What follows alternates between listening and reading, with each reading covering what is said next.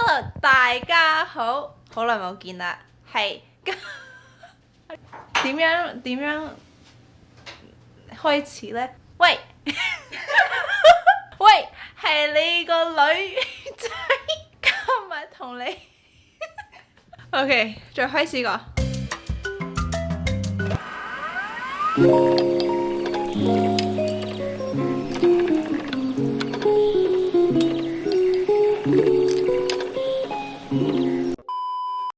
Hello，大家好，歡迎嚟到我今日嘅中文廣東話 YouTube video。嗱，今日有少少唔同啦，因為琴日同埋今個星期都係農曆開年，所以咧我哋就諗住用中文講啦。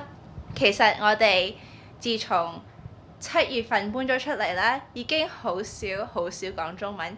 有時講下英文呢，但又唔記得咗啲英文字，有時講中文又唔記得咗啲中文字，其實呢，好奇怪。同埋呢，我覺得我個性格呢，一講中文呢，係完全唔同咗噶啦。我哋今個週末就係會用廣東話嚟溝通啦，阿 Jo 都需要用廣東話溝通啦，所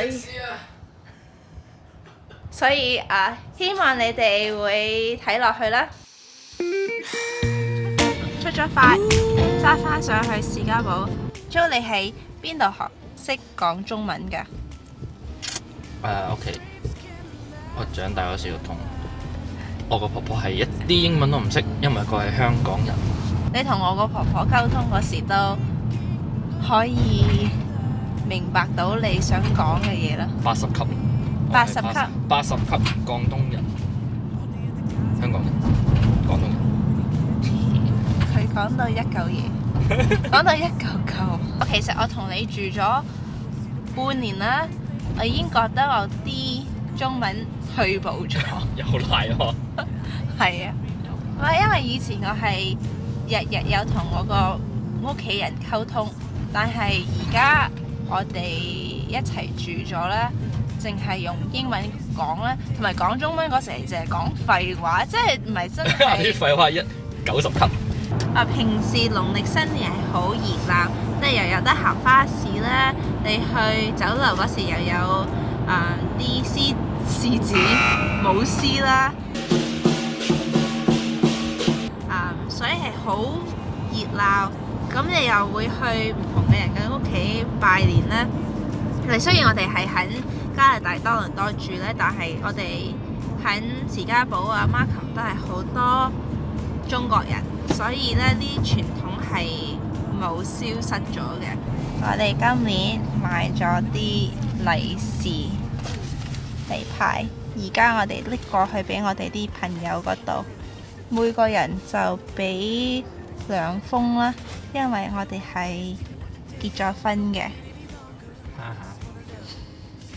好似大個咗咁啊！做咗大個女、大個仔。30歲啦。開利是啦！係咯。財神到啦！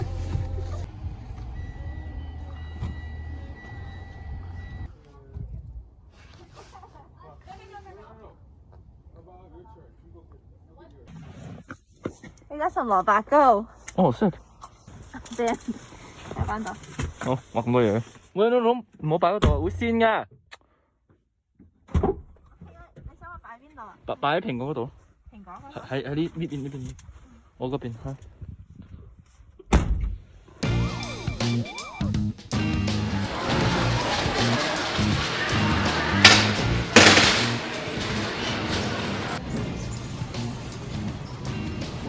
諗咁耐諗咩啊？想睇我哋要奶油要定係要上海要？哦。啲價錢差唔多一樣啫。揀啦！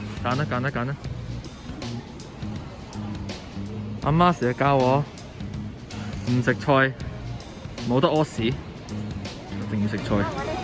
我要一包定2包啊？變咗30歲，你咁樣行㗎啦。用緊好多腦袋力諗緊嘅。要唔要芫茜啊？唔使。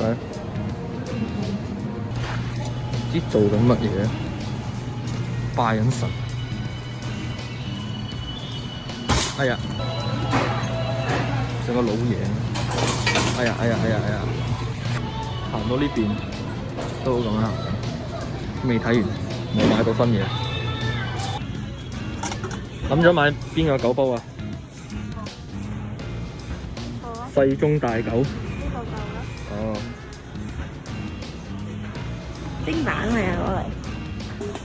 幾多皮啊？2皮。2皮咁平？我哋諗住買啲湯羹，因為我哋而家冇39仙咋。冇湯羹，不過都冇飲湯。佢差唔多跌咗啊！我買四個啦。4隻羹，4隻匙羹。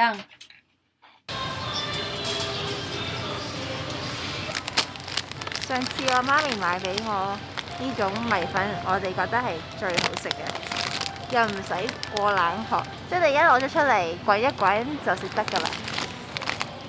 呢種啊，咩嚟㗎？蝦米，我啲種。我而家睇緊呢啲湯底材料，第日我都想學點整。但我問下媽咪先。我哋最後係買咗呢幾樣嘢啦，因為我哋今個星期都有去咗 Costco 買咗啲菜。我哋買完餸、拜完年返嚟呢，我哋個雪櫃仲滿咗啲，因為喺屋企人嗰度，佢哋俾咗我哋好多好多嘢返嚟。我俾你哋睇下先。第一樣嘢就係呢啲杏仁條啦，係我媽咪自己整嘅。Jenny 佢哋個屋企人又整咗自己整嘅臘肉，好勁啊！我諗住用呢啲嚟整糯米飯啦，同埋自己又包咗隻粽，呢啲係好多功夫啊，整得好勁啊！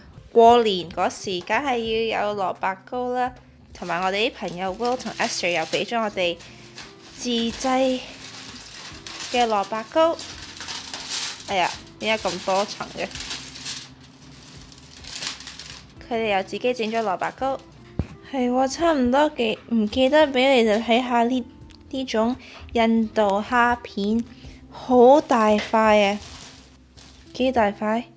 我哋喺個冰箱嗰度又攞咗好多嘢返嚟啦，又有雲吞，又有啲餃子啊，啲墨魚球啊，又有打邊爐嘅牛肉，仲有係冰凍點心，我哋可以自己蒸返嚟食咯，所以覺得好幸福啊！而家呢，我就諗住攞起一底蘿蔔糕，切好佢，然後喺個鑊度煎一煎，就咁樣食。哇！呢個係 Will 同 Esther 整嘅，自己煎咁多先。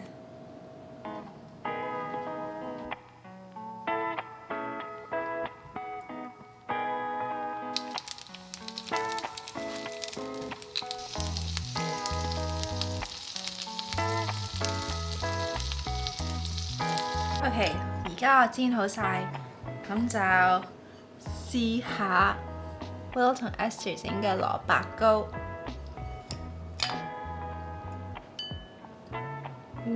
俾你睇下。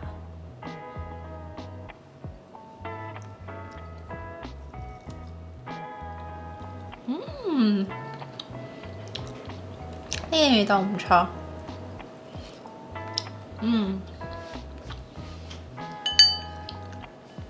佢哋話係佢哋第一次試整，但係覺得第一次試整係已經好好啊！啲味道全部都喺晒度，呢度有啲臘腸，睇下味道幾好。我諗，因為可能我食慣咗我媽咪整嗰啲呢，你係有啲，都有少少口感，啲蘿蔔絲嘅口感，所以呢，佢味道喺度，但我自己就係中意有蘿蔔絲喺我啲蘿蔔糕度。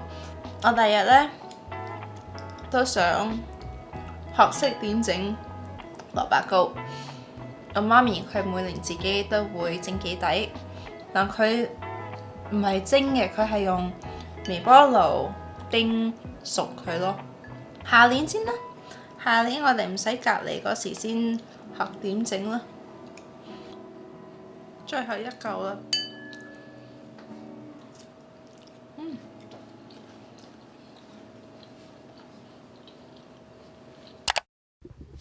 OK， 大家好，我有啲重要嘅事想同你哋傾一傾。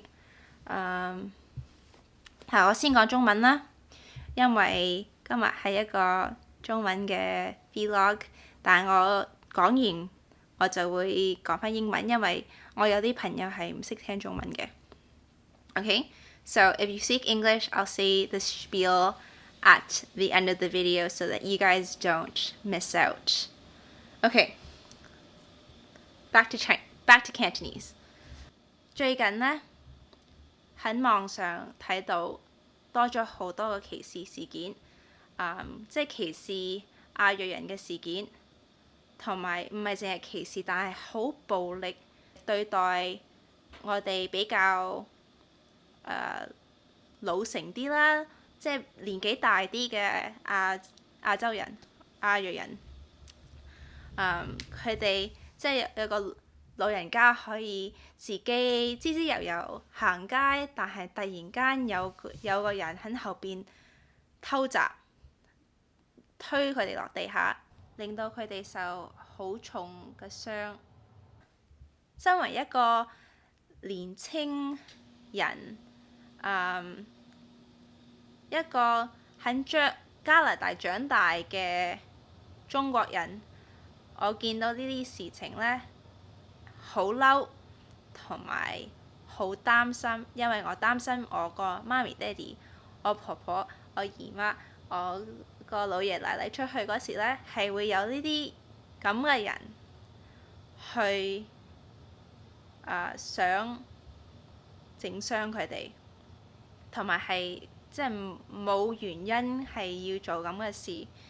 我知道呢一年呢，自從病毒爆發咗，即係全球爆發，呢啲歧視事件係越嚟越多，所以我係想同你哋講，如果係呢啲咁嘅事情發生喺你個身上度呢，或者你係見到發生喺其他人啲身上，你一定要出聲，你一定要舉報呢啲人。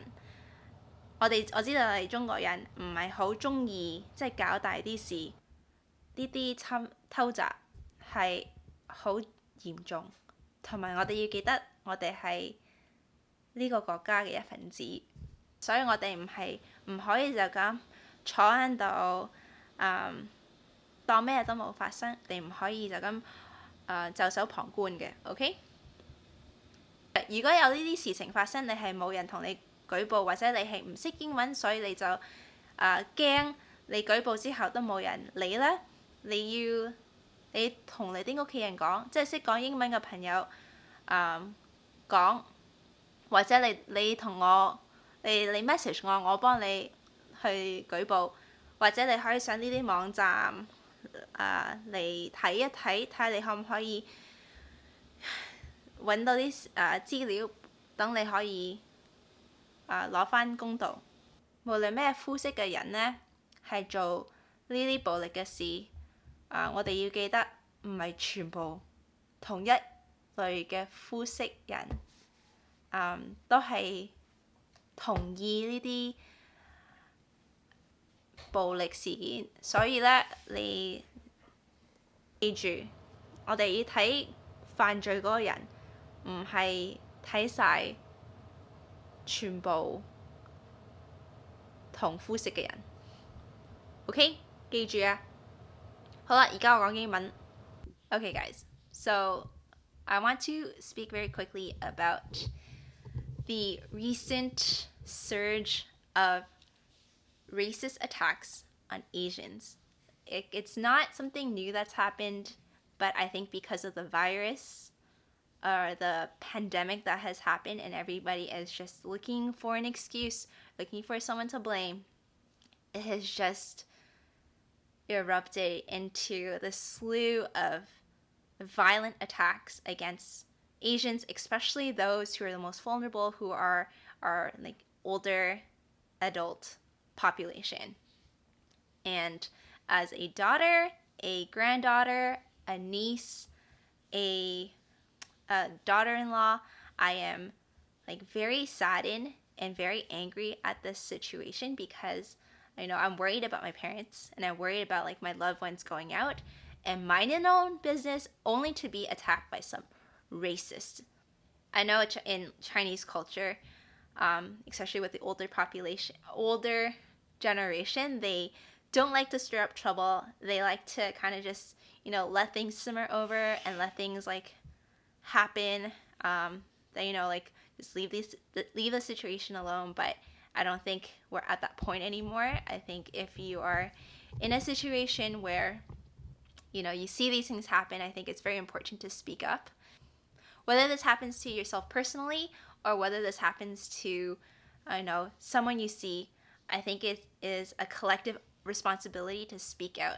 And whether you're Asian or not, this is an issue that concerns all of us. And so I implore you that if you do see this happen, that you're not just sitting around as a bystander, that you are there to help break up the situation and to protect the victim.